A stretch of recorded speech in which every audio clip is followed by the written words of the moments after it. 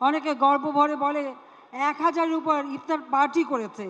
যারা ইফতার পার্টি 1000-এর উপর করে ইফতার খেয়েছে। আর আওয়ামী লীগ মানুষকে দেয়, খেতে আসে না, দিতে আসে। আমরা দিয়েছি।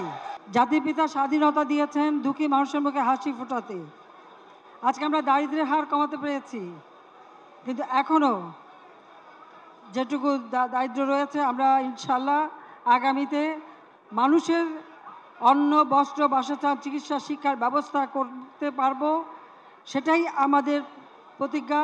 পবিত্র ঈদ সামনে রেখে আমরা সেটাই চাচ্ছি। আমি আন্তরিক ধন্যবাদ জানাই, কৃতজ্ঞতা জানাই আমাদের আওয়ামী লীগের অগণিত নেতা কর্মী, এমনকি আমাদের সংসদ সদস্য সহ, সেই সাথে সাথে সামরিক, অসামরিক সকল কর্মকর্তা, জনপ্রশাসন এবং অন্যান্য সংগঠন প্রত্যেকেই এবার, আমি যখন বলেছি যে এবার আমরা ঈদ বা রোজার সময় ইফতার পার্টি করব না, ইফতার মানুষের মাঝে আমরা বিলি করব, মানুষকে আমরা ইফতার খেতে দেব, মানুষের পাশে দাঁড়াবো।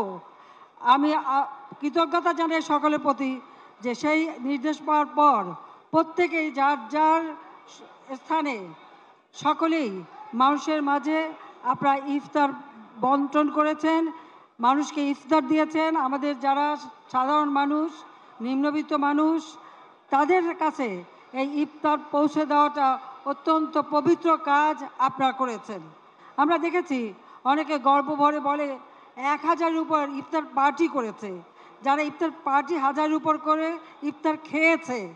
আর আওয়ামী লীগ মানুষকে দেয়, খেতে আসে না, দিতে আসে। আমরা দিয়েছি।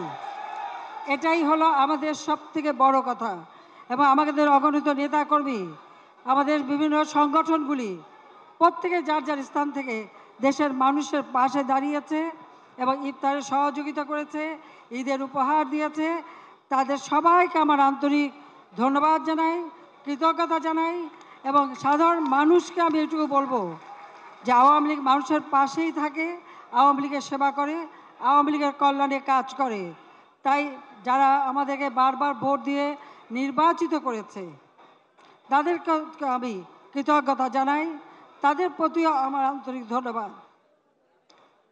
এই ঈদে সকলের জীবনে অনাবিল সুখ শান্তি নেমে আসুক, আগামী দিনগুলি আরও সুন্দরভাবে যাক সেটাই কামনা করি।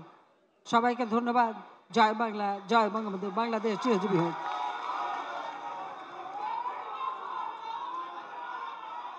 ঈদ মোবারক, ঈদ মোবারক, ঈদ মোবারক।